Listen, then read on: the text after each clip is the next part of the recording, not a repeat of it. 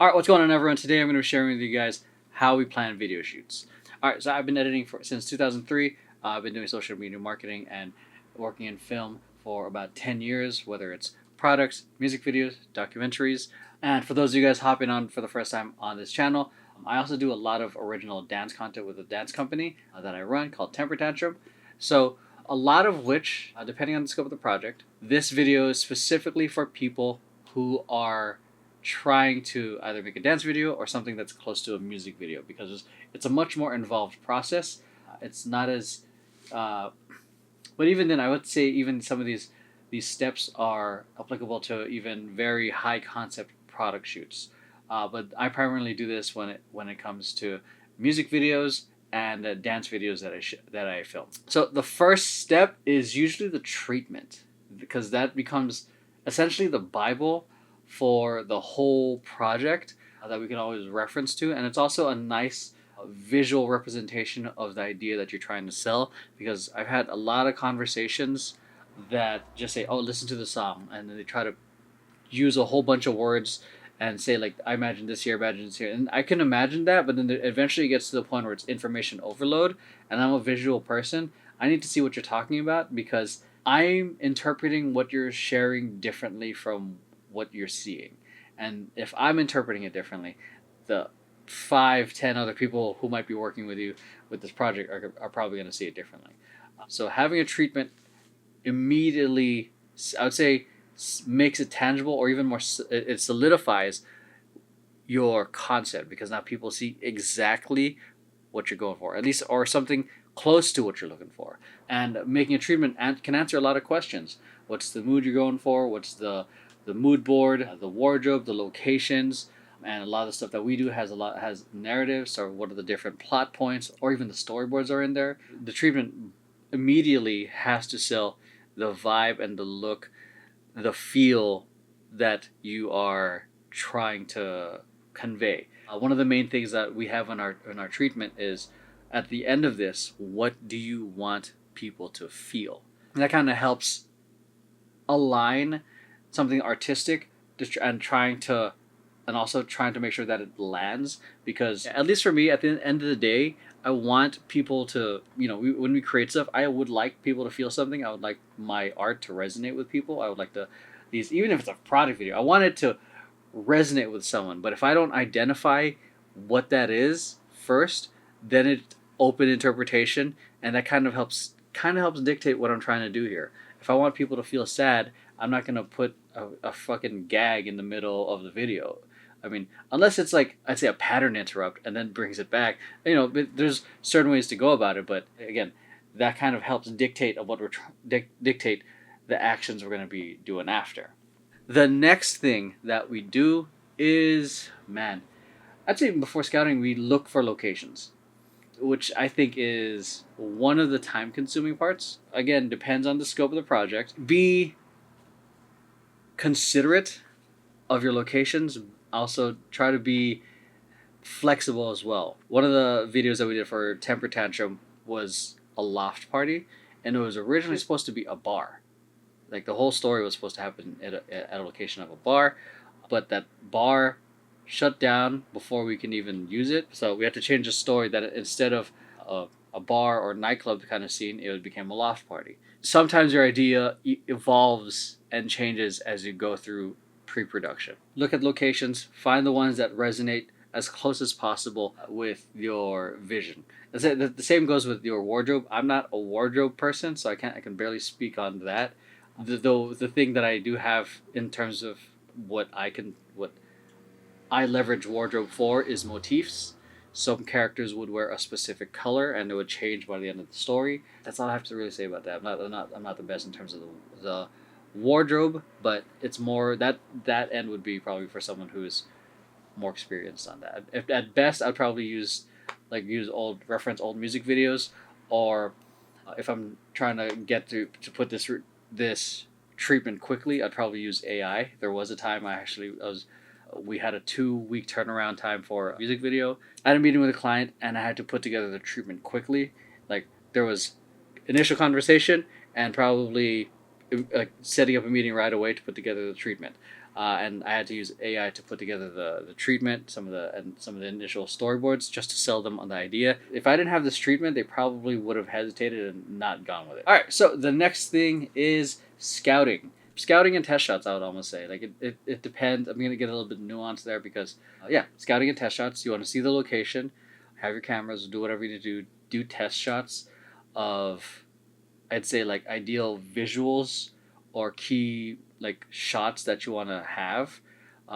One, so that you can see if you have the space for it, or you can start testing lenses, and you can also put that together in the previs, and you can also get a feel for the space in terms of what you can do, what you can't do, what equipment they provide if you want to rent stuff out, or if you notice the space is too small and you have to go somewhere else. I think we scouted several locations for Temper Tantrum's Love in Motion short film. If we went to an actual bar and all at these other places, it would have been way more expensive. And along with scouting, do 3D scanning. This is something that we started implementing more this year. I think it's been a lifesaver.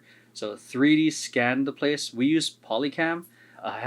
Not sponsored, but it's probably the best tool that we've used. We've used a handful of other ones, but those generations were a little hard to export. And I'll explain why in a little bit, why you guys should 3D scan your environments. But as you're scouting, like, this is how we did it. I have me, the DP, and the artistic director, and if able, like the producer or whoever else, or even talent if they want to, so we can start doing test shots, like key visuals at certain areas of the spot. Yeah, we'd also test the different lenses, but this is how we approach it. And then while that's happening, we have one or two other people, ideally two, to 3D scanning the place, because sometimes one person's 3D scan doesn't turn out so well, and it's just nice to have a backup. So the main reason you want to do you want to scout and also do test shots is so you have something to work with. You can put that into previs. You can get familiar with the environment, and you can also see if this environment is actually living up to the expectations that you want.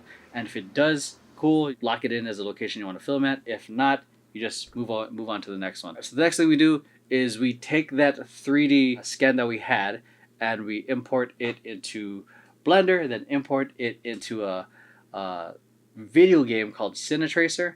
I forgot the name of the developer, but this has been one of the most game-changing tools that we've added in our pre-production tool set is Cinetracer, because we're able to rescat the location without actually having to go on the actual location.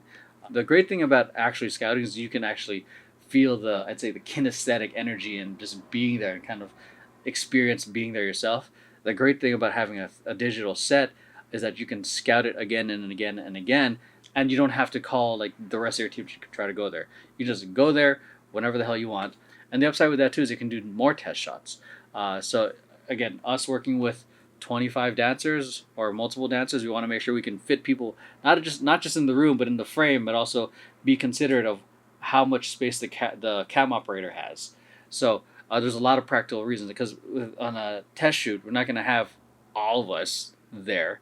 Having it in Cinetracer, we can just have several digital actors to see how much space we have, how much movement we can do. Not only that, we can also do a lot of test lighting, which we cannot do on when we actually scout. We can probably see what places have at their disposal of lighting options, but we can't do like 30 minutes of just testing different lighting options there, because then at that point we might as well just do the rental. So with Cinetracer, we are able just to do a lot of different lighting options at essentially zero cost, because we have a digital set. We can easily change out the lighting options, move it quickly. So just a lot of speed with it. It helps further solidify the ideas that you have. I think the last thing you want to do on set is try to figure things out while you're there. At least you want to minimize that as much as possible, because there's going to be a lot of that anyways. But it's nice to already have an idea, and then from that idea you change it or fix it. There have been cases where we have to completely scrap things, and you have to be able to quickly think on the fly. I'd much rather come in with a game plan and an idea of what we're going to execute versus hoping to God we get everything. I just want to add a little caveat to that. So if you're able to go into any of the rehearsals, I would say even try to get test shots of that. So not exactly. So there's test shots on location for to see what lenses or whatever what to see how the space is, but then also going to the rehearsals if you're able to, if that's even an option, to see what camera moves that you can potentially plan out and choreograph there, or to just to know what to expect when it comes shoot day. I think that's something important for you to be able to anticipate, especially when it comes to shoot day. That's just me. I like to make sure that we lock as much as possible, but are also flexible when it comes to shoot day because sometimes they're just better options. I think the last one is just production. That's it. Like it's shoot day. Everything from before that point should help give informed decisions to how the production's going to go. Because at that point, everyone should be aligned with the vibe, look that you're going for, the lighting, the camera moves, and albeit after that, everything is kind of just there are a lot of variables that you just have zero control over, which is totally fine. But again, for me, I just would much rather come in with a game plan rather than hope to God like, oh, this like and waste everyone's time playing around with certain ideas. Oh God. So it just reminded me like I was in because for me I was in a commercial earlier this year. Thank God I was just the talent. It was a 2 day commercial shoot for a minute and a 90-second commercial spot for a smart home. And concepts were great. The crew was phenomenal. Director was phenomenal. Like everyone was great. I really hope to work with them again. But the thing on like just on my end that I observed is like, it was. I personally think it could have been done in a day. In an ideal setting, you come prepared. You're not wasting anyone's time because if you're trying to figure it out right then and there, you're wasting money. You're wasting the talent's time. I mean, they're being paid, but everything that we do is essentially to try to make an efficient shoot that is cost effective, that also makes sure that we get what we need, and that doesn't waste anyone's time. And again, to add to that caveat or nuance is that there are a lot of variables that you can't prepare for. So that's where the flexibility really comes in. Sometimes the talent that you're working with doesn't have time to really go to the rehearsal, so you got to come up with something on that spot. Or sometimes people get sick and are unable to show up, and you got to be able to make the calls then and there. So, or sometimes just technical issues, lights break or some shit like that, and you got to make it work. That's where the flexibility really comes in. So at the end of the day, like it's just better to come with a game plan because there's already so much variables and chaos, potential chaos, that come on shoot day. And if anything, you can always go back if things are feeling a little too much. You can always go back to the game plan. If you feel compelled to do something else, to film more than what you've planned, at least you have the main things that you have in mind. That's it. That's essentially how we plan film shoots. I feel like our way is very basic compared to many other people that I've seen, but it spends a lot of time in pre-production. But I like the planning process. It's a lot of fun to kind of document of the concept to the final product. It's a lot of fun to see that happen. So if you guys have your own process in planning your own shoots, comment down below. If you have treatment examples, I want to share. I like seeing people's treatments. I want to see that too. So that's it. Hope you guys enjoyed. We'll see you guys in the next one.